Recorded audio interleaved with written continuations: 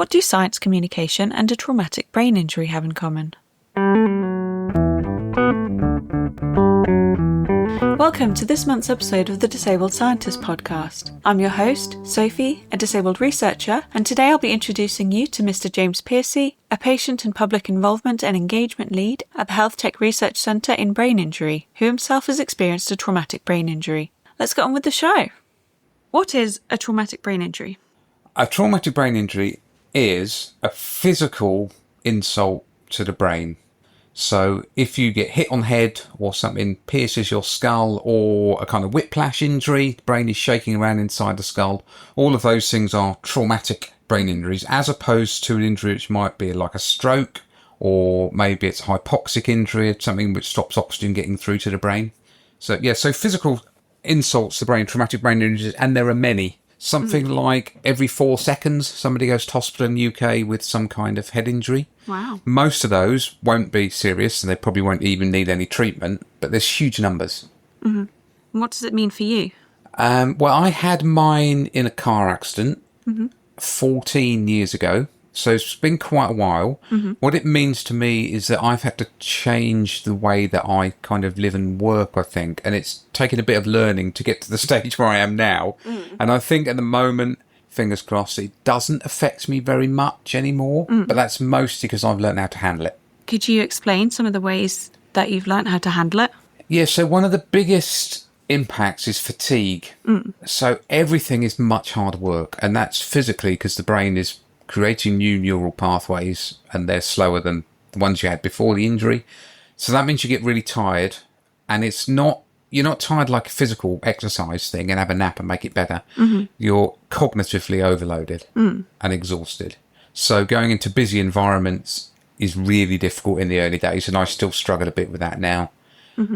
And so basically what it means is I need to plan. Okay, so this chat we've had this morning has been in the diary for a little while. I've got my head around what it's doing. I've made sure I've got up in time, and I've had something to eat, and I'm kind of ready to go, and I know what I'm doing for the rest of the day. Hey, I know what I'm doing for the rest of the week, pretty much. I've got a list on the wall of what I'm having for dinner every day this week. I'm not going to be spending time worrying about that and thinking about it. Yeah. It's planned ahead. So that's my biggest strategy, really, I guess, is kind of planning, preparation. That's really interesting.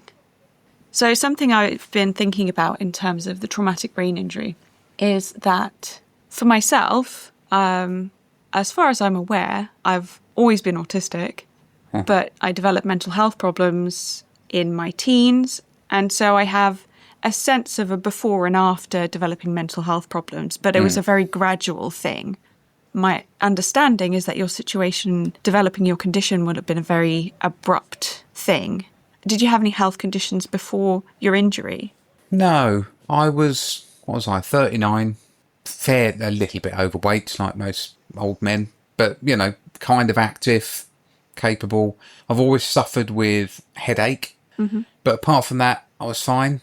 And then, obviously, my injury happens literally in a moment. So I'm in a car accident. 1 minute I'm going down the road, and the next minute I'm in a coma. Yeah. So it was immediate, with a caveat in that I have about 3.5 weeks of post-traumatic amnesia. So often after a serious injury to the brain, you lose the ability to form new memories for a period of time. So whilst my injury was immediate, I didn't know anything about it for at least 3.5 weeks because no memories were formed during that period. So I didn't sort of have time in hospital to get used to the idea, really. And that happened, I guess, over the next few months after I was discharged from hospital, and kind of appreciating what's harder now than it used to be before. Because I didn't really have any serious physical injuries.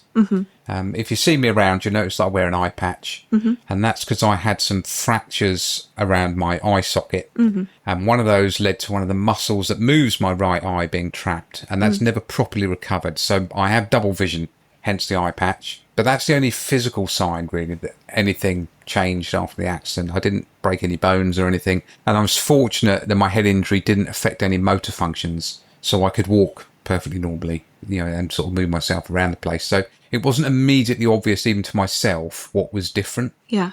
And as I say, it's only when you start trying to do stuff and you think, mate, I'm really tired now. I am sleeping like 20 hours a day. What's going on? So it was a kind of gradual kind of learning journey, and I guess sort of trying to push myself to do stuff, and then thinking, no, do you know what? Let's just not be doing that at the moment, thanks. In terms of what you've discovered you're able to do, how has the recovery been?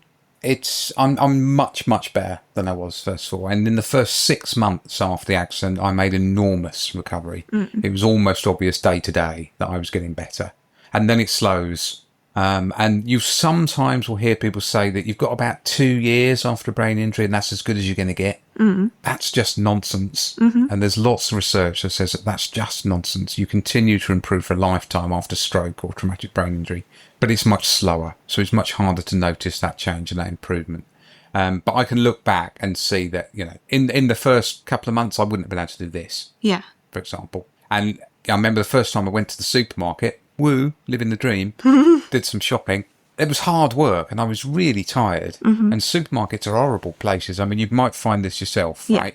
So much stuff going on, so much noise, the lighting, so many people around, 50 different kinds of baked beans. They're awful, really, really difficult environments for many people. And I really struggled with that. And now I get annoyed with people who dither, but I think I did that before, Now I'm fine in that sort of environment because I know what it's like. And I know that however hard and unpleasant it is, it's going to be over pretty quick. And believe me, I'm pretty quick when I go shopping. And I can manage it. The fact that there's hope for lifelong improvement after an injury like that seems really promising. It seems really hard to tell people that 2 years is it. Yeah, and that 2-year thing was quite common for a while. I was told it early on. It's much less common now, which is good. Having said that, of course, you have to bear in mind that for some people, they aren't ever going to make a really good recovery after a severe brain injury. There are many people who are left permanently disabled. There are many people who won't ever regain anything like full function after a brain injury. And what's really difficult is that the outcomes are really hard to predict. So you can see two people with very similar brain injuries. Look at them on a scan, they'll look really similar, but they'll have very different outcomes. And we don't really know why that is. It's likely that there is some connection to what they were like before the injury. Certainly there was a piece of research done in the States probably about 10 years ago now, which said that if you've been to university, you tend to have a better outcome. So that suggests there's this idea of cognitive reserve. So if your brain is used to learning stuff and making new connections, it will be better at doing it when it needs to after an injury. That's kind of hypothesis, but it sort of makes some sense that, if your brain is used to rewiring itself, which is what it does every time you learn something, then you do better. And we know similarly from dementia studies that people who learn stuff and spend their whole lives learning stuff are less susceptible. And if they get dementia, it progresses more slowly. That makes sense. Yeah. I've definitely heard of work in dementia, looking at previous education, but hadn't for head injuries. So it's a similar kind of theory, I guess. So, hey, that chemistry degree is finally paying off. Right? Yeah. Is that what you studied before? I did, at UEA. I did a chemistry degree. I mean, so long ago that there weren't as many elements. Okay. but yeah, and I guess I've continued to try and learn stuff. Naturally, because I'm interested in that stuff. And one of the reasons that I didn't become a chemist and moved into sort of science communication and engagement work is that I just get to meet and learn little bits of loads of fascinating stuff. It means that I know a tiny bit about loads of things and not very much about anything. But I quite like that balance, actually. It's kind of interesting to meet new people and learn new stuff. How did you get into doing science communication? So in the last year of my degree, there was a module on science communication. So I took that and it was kind of interesting and we learned some stuff about science museums and stuff. And then I went to the careers office at UEA and there was an ex-student who was working in a science centre. So I wrote to him and I went to visit him where he was working. And then a couple of years later, he moved to Norwich and opened a hands-on science centre and gave me a job. So that was nice. So I worked at a little science centre in Norwich for about 13 years. And then I moved and worked for another company doing work in schools. And then at the John Innes Centre in Norwich, working up there, helping people talk about plant and microbial science. And now I'm just about to start a post working in patient involvement and engagement in medical research which is using some of those kind of skills in talking to people and making science accessible, but also encouraging people with lived experience of injury, and it's brain injury I'm working in, to come and meet with researchers and innovators and give their perspective, so that we don't waste time and money developing things that aren't needed. Yeah. And that when we do develop new technologies, we know that they're going to be usable and accessible to the people that need them. That's really important. Yeah, and this sort of patient involvement thing, it's been going a long time, actually, but it was completely new to me, and I only found out about it because one of the registrars that I'd seen in the hospital sent me an email saying, you might be interested in this clinical guideline group. And what you do in a clinical guideline group basically is they review all the evidence around a particular condition, and they like to have expert input, and that includes from lay people with lived experience. Experts by experience. Yeah, so I worked on the major trauma clinical guideline group, which was fascinating. And through that, I got invited to join a research study as a lay member.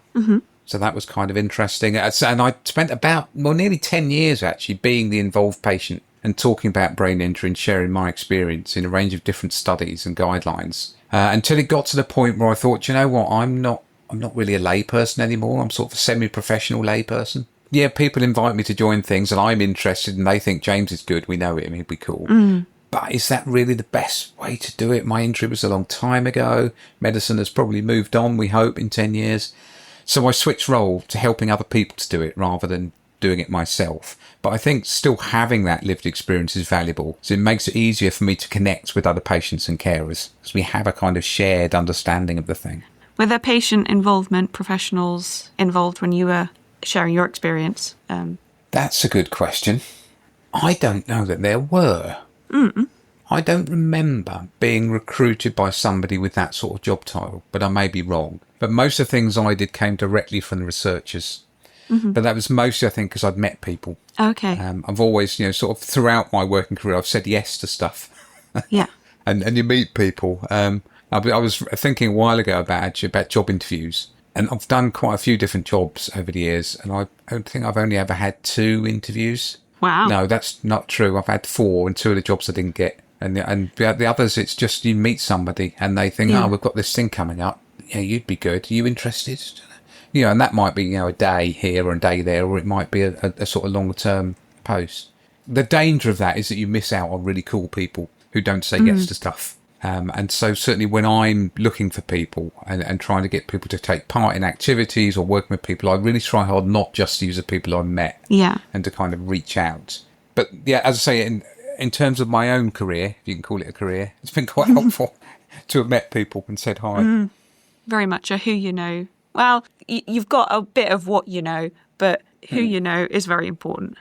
Yeah, and I think I went to a job interview once. Actually, I didn't get it. It's one of the ones I didn't get. And the guy told me this expression. He said, share your biscuits. Oh. I said, what?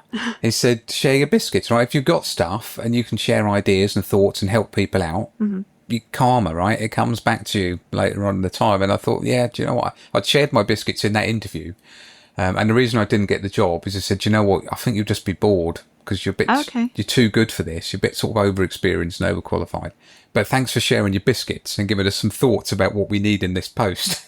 Oh, okay. So it's kind of a two-sided thing, really. But yeah, so I think I've always done that. I've kind of liked to share stuff that I found out, with other people. Yeah. And hopefully sometimes at least it comes back, right? And people share their biscuits with me in return, and we all sort of learn from each other along the way. Yes. I think that's a little bit of the sort of thing that I'm hoping to achieve with this podcast. Yeah, and I think sharing experience is enormously important. And one of the first things I did talking about my brain injury was to write a presentation. Yeah. And I travelled around all over the place giving this talk. And people were kind enough to say lovely things about it afterwards. But what really always hit me was when somebody would come up and say, thanks for understanding. Yeah.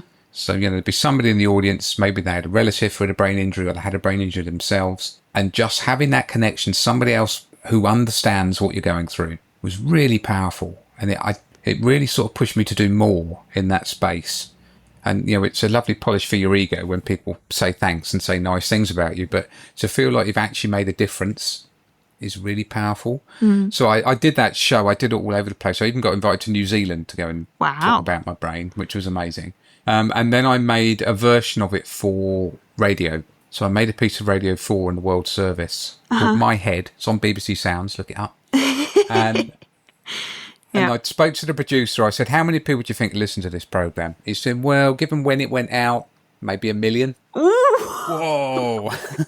Yeah. But I only know what 3 of them thought, right? Yeah. Because you cast this stuff into the void and you don't get any feedback. But I got a few tweets back afterwards. One from South Africa, one from Cornwall, and one from Australia.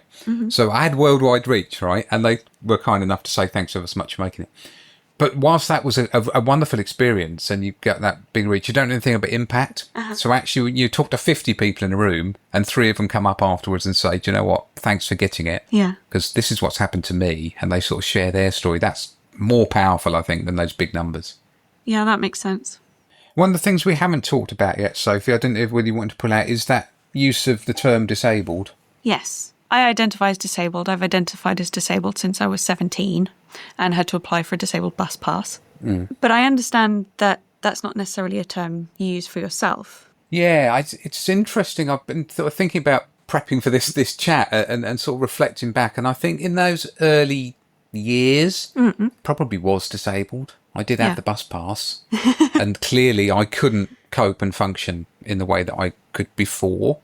But I never really class myself as disabled, and I don't know why. I don't know whether I felt some sort of stigma and didn't want to go there, or whether for my recovery I thought I needed to feel positive. One of the reasons why I didn't apply for any benefits, because in order to get something like PIP, you have to be your very worst self.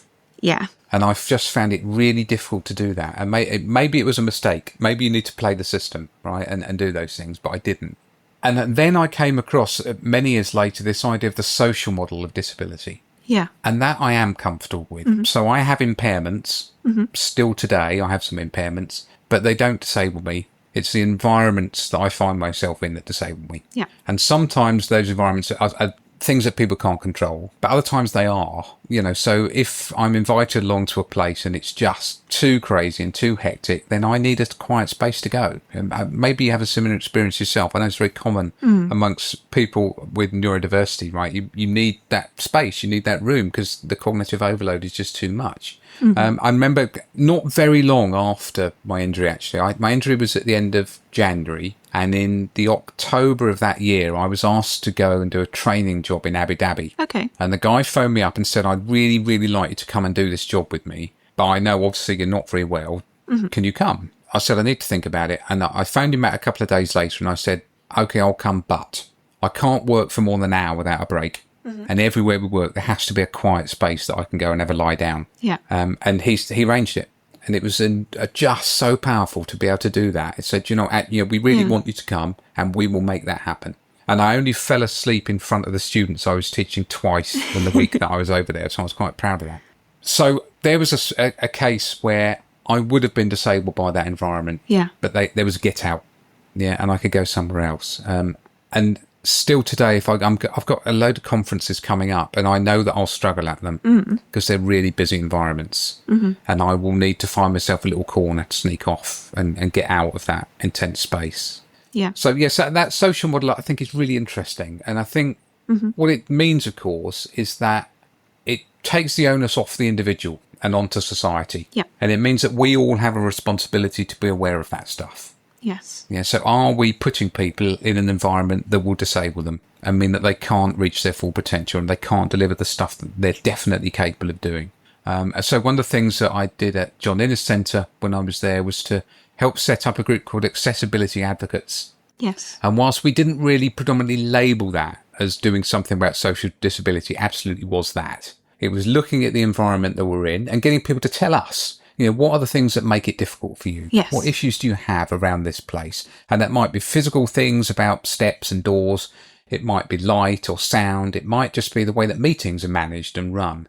Are there things that we as an institution and as individuals within it can do about that to reduce that disability? Can we lower those barriers and make it better for people to get through? So we had a bunch of automatic doors fitted, simple physical things, but we also did an audit of all the meeting spaces. Wow. So if you want to book a room, it now tells you what that room is like. This room will be difficult for people who struggle in loud spaces, for example. The lighting in this room is only fluorescent tubes. It gives you that sort of information that people can factor in. And when you've made a booking, a little red thing will flash up on your screen saying, have you checked accessibility for the people invited to this meeting? Mm-hmm. And I think that's a really powerful step forwards, just, as I say, to shift that responsibility. It's not about the person with the impairments that needs to worry about this stuff. It's about all the rest of us that need to worry about that stuff and see what we can do to help people out. And, we're not going to be able to change everything. We're never going to be able to make everything perfect for everybody, right? No. But we can try, can't we? Yeah. We can make an effort. And have it as standard, have accessibility considerations as standard rather than as an afterthought. Yeah. Yeah, and those things help everybody, really, don't they?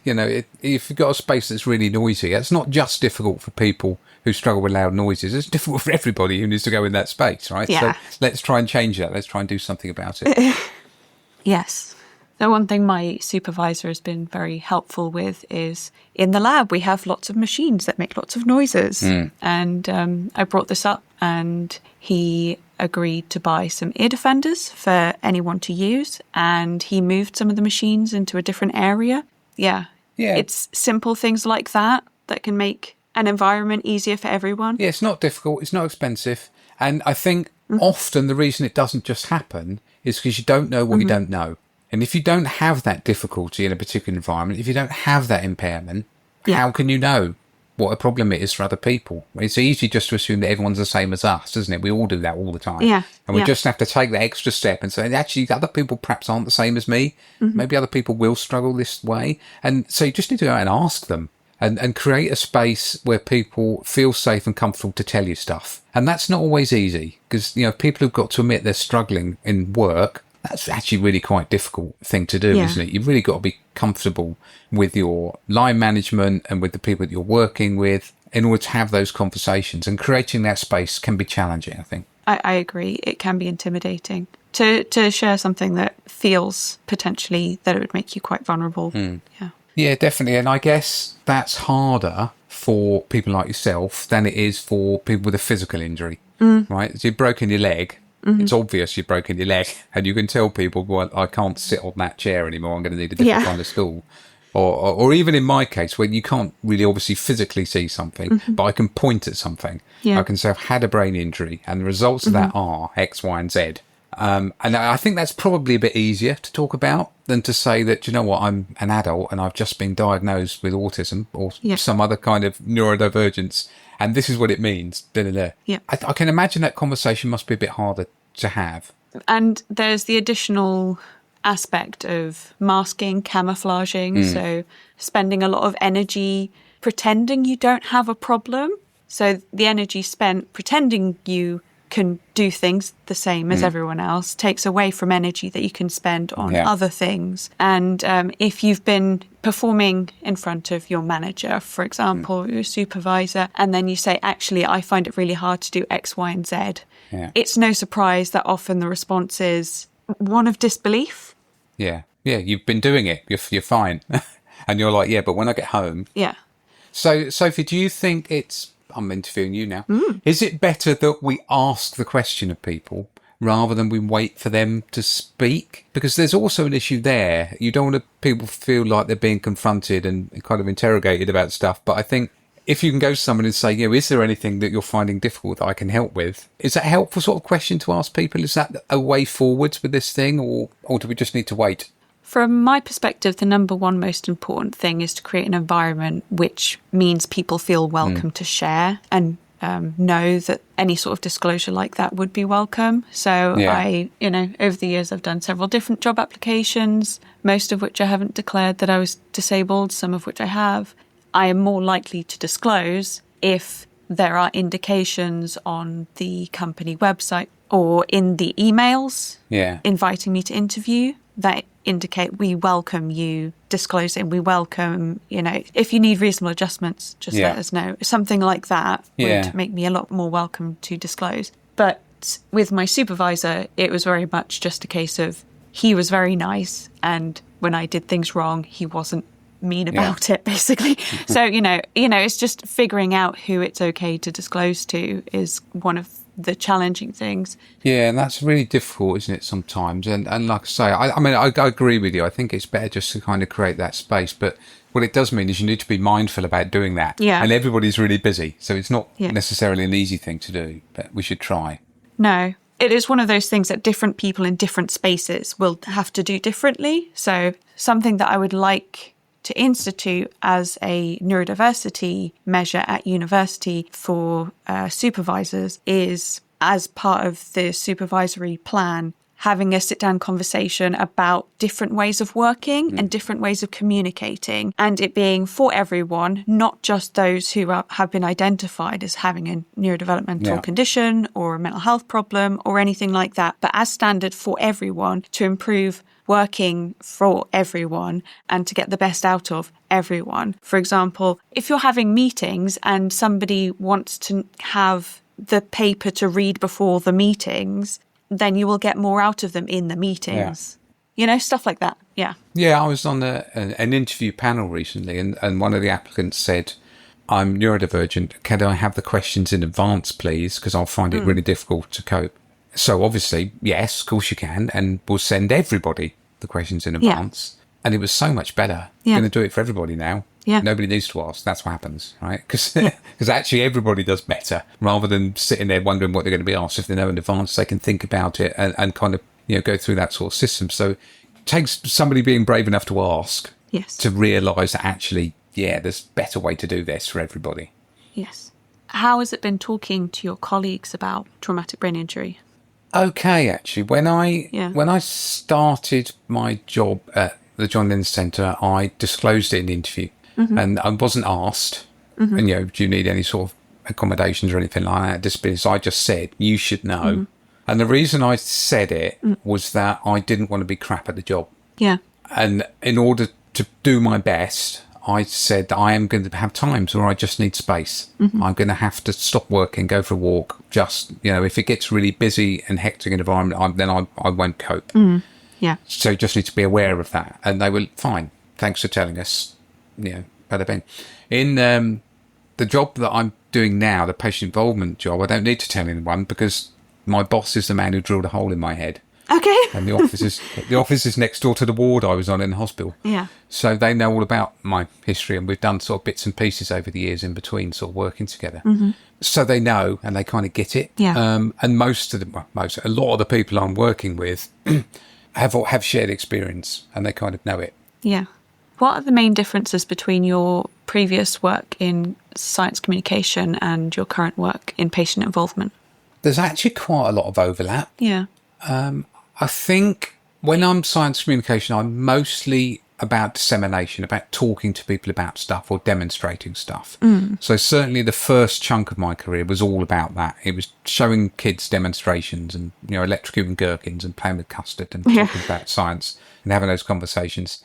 And now I still do bits of that because there is a sort of conversation, dissemination strand of the stuff that I do. But more of it is about shared experience. So it's about getting people to tell me or to tell the researchers or clinicians that I'm working with their thoughts and their opinions. So there's a lot more listening than talking. And I guess if I've had to develop new skills, it's the ability to kind of facilitate those discussions and to encourage people to say what they think. We do quite a lot of stuff on Zoom. Learning how to chair meetings effectively and learning how to facilitate those conversations, that's been a steep learning curve for me. But I did it mostly in COVID, actually. Okay. Because so much stuff was pushed online in COVID. Right. I spent about 3 months cancelling everything that was in my diary. And then the next couple of months thinking about how can we do this in a different space, make it work in a different way. And what skills do I need to learn in order to make that work? That was a positive outcome of that awful time for me in learning how to handle that stuff. Certainly it makes the stuff that I do now much easier, kind of getting used to that stuff. Yeah, so I think the main difference is that it's less me sort of sharing ideas about stuff with people who don't know anything. It's more about listening to people who know a lot of stuff and helping other people understand what it is that they're saying. Yeah. Do you have any recommendations for anyone if they wanted to get into either science communication or patient involvement? Yeah, if people are interested in public engagement / science communication, you should check out big.uk.com. And that is a sort of skill sharing network of people who work in those fields. And I joined Big in 1996. They have an annual conference. I've been to nearly all of them. And it's just such a friendly sharing environment. So definitely check that out if you're interested in it. If you are looking for jobs in this area, and actually some involvement jobs as well, there's an online newsletter called SciComma. You can probably put links to these under your podcast. Yep. But that's great. There's loads of stuff in there, training courses and job vacancies and stuff. It's a really, really good newsletter, and that comes out every Tuesday. There's a free version and a subscribed version, but hey, check them out. They're good. If you're really interested in this sort of patient involvement stuff, people that I've met who work in it have come through different fields. So some of them were researchers who have taken a kind of sideways step. Some of them are people like myself who have come more through a sort of engagement communication route into it. And I think some even are clinicians. And they start off perhaps doing a little bit of research as part of their clinical role. And then through that, they have to work with patients. That the PPI field is growing.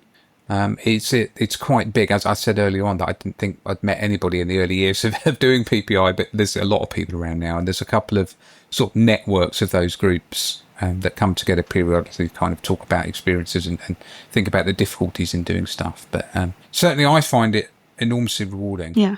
I've never really sort of had a proper job until the last couple of years. Oh, wow. Doing the science communication stuff, you sort of flip from place to place and you don't get paid very much.